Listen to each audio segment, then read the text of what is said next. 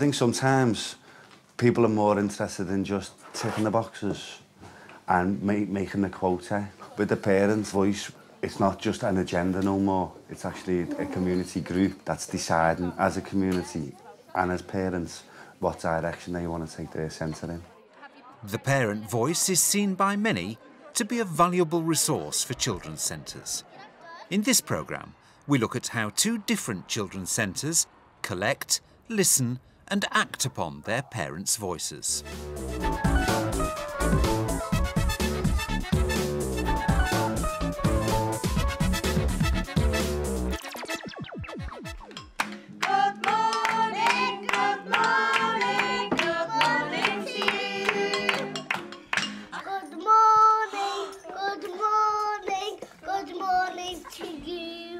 Good morning. Welcome to County Children's Centre. My name's Sue Culkin. I'm the Children's Centre leader here. Parent voice to us is crucial, absolutely crucial. We have an opportunity today to show you the breastfeeding support group, which is consisted of professionals, but more importantly, parents within the community. We have a breastfeeder peer support who is our eyes and ears within the community, and it gives opportunity for me as a leader to be able to take those issues, concerns, opportunities directly from her and feed that back into the services that we provide. You have your hard times where you think, oh, but you do get through them, and once you do get your routine and once he knows what he's doing, it'll become second nature and you just think, how clever is my son? I physically can't do and capture the feelings and the thoughts of all the parents that come into the centre, but at the end of the day I'm the main person responsible. I am the leader of this centre, and in order for that to be achieved, the services need to be captured, and the way to do that is to be formal. Link workers are on hand at every session to record thoughts or suggestions that parents volunteer. So if we just evaluate the service that we've done today, and then I then take it to my manager just to see can she just take it any further than that. Is that all right?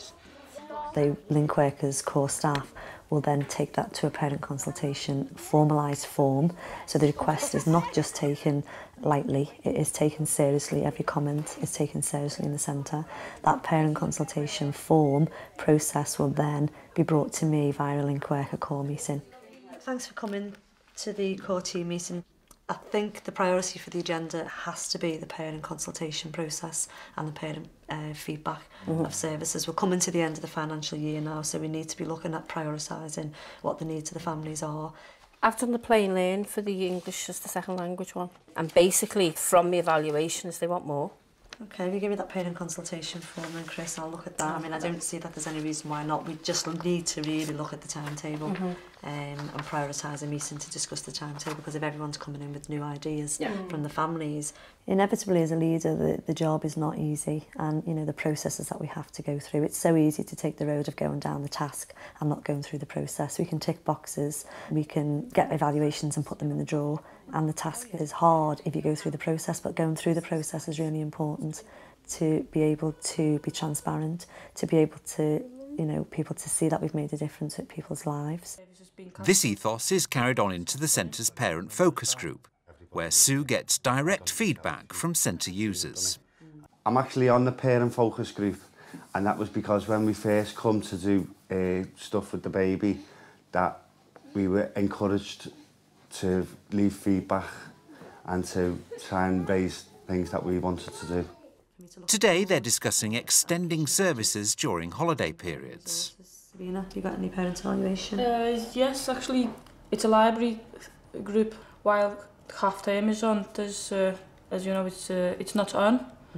Parents were asking whether it would be possible to organise it maybe in the centre or organise something to replace the service. They've got a family link worker meeting coming up, so we'll take that as part of that process to the family link worker meeting. It feels like there should be more going on while the half term, because children are at home rather than services being cancelled. I'll be honest with you, I wouldn't have done it if I didn't think that it would be worthwhile. If we never got heard and we never had a voice, I would have just left it to somebody else, and it would have been somebody else's problem. But we just thought that because we knew that the voice was getting heard, that it would be good to have, especially a dad on the parents group, that can put their side across. So it's not just the people who are getting paid to work here making all the decisions, it's actually a community decision. Baby massage. A couple of the parents have said now that the course is finished, that because they seen that the children enjoyed it and the parents enjoyed it getting together, that they wanted to see if there was anything that they could do to follow it on, to keep it going. The parent focus group is a two-way situation. They're there for me to sound to them, and I'm also there as a sounding board. You know, they've got things they need to say, there's things that they need to change, things that they want to praise, things that they want to take off, and that's about the partnership we've got. And I see that as a really positive two-way consultation process.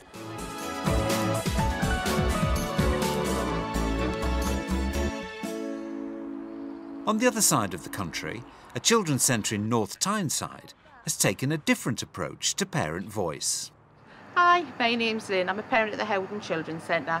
We're having a roadshow today here at St Paul's to get the parents' voice across and for my voice across to other parents so they can have a say in what happens in the Howden Children's Centre. I think it's a really good area to have a roadshow in, so we'd just like to come in and have a look. Parent volunteers use the roadshow's informal setting to encourage and promote the children's centre's services. Well, anyway, have you heard about the parents and carers, Heidi? Yeah. Do you not fancy coming along?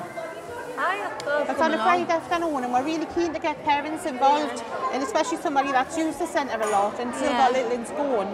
Right. And there's creche as well. I don't know if you want to come along and give your views. I don't know, I might see what it's all about. We did quite a lot of research when the Children's Centre first opened, and it was about how do you engage people, and word of mouth is how you engage people, and it really does work. Having parents involved in roadshows and fun days is really quite important because parents listen to other parents. If a parent was to say, come along to the Children's Centre, this is what it's done for me, this is what I've achieved since I've been there, then it's something that a parent will relate to and want to buy into.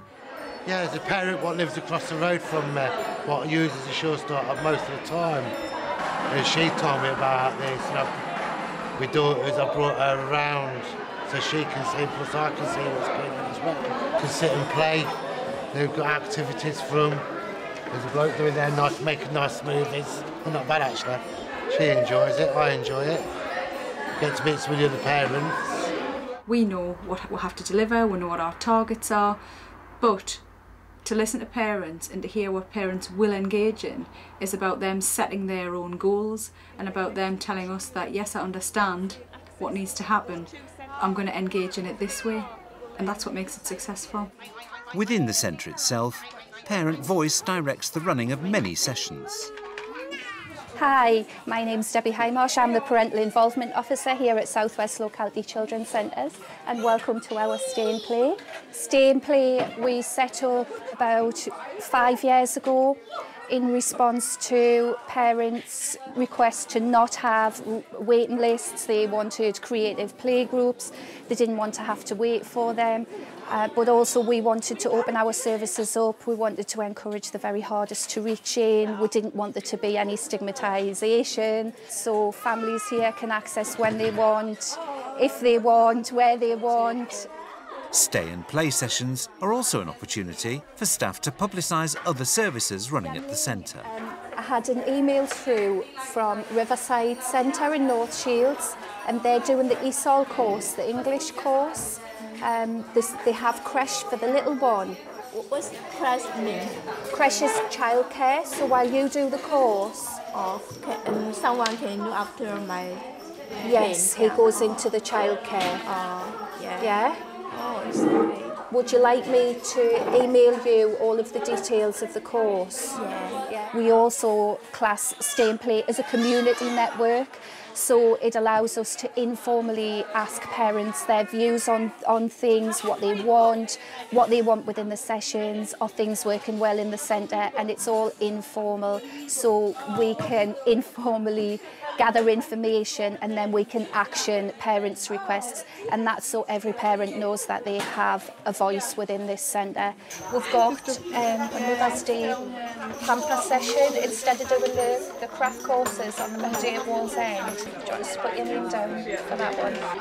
You can do, How much are the things costing that? They're free. All of it? Yeah. All the people yeah. As part of the family support structure, children's centres have prioritised in this area that we need a parental involvement worker.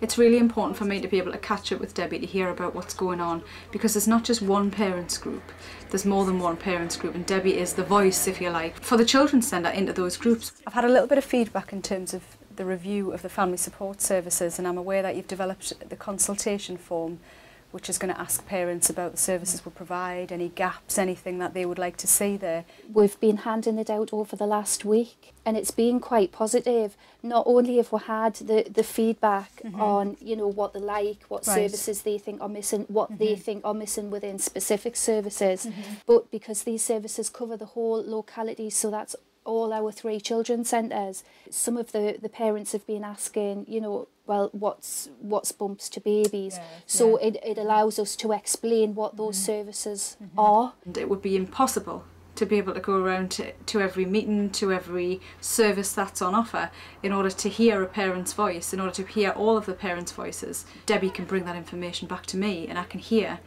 what the issues are, what the successes are, and what it is we need to do to continue to develop our services.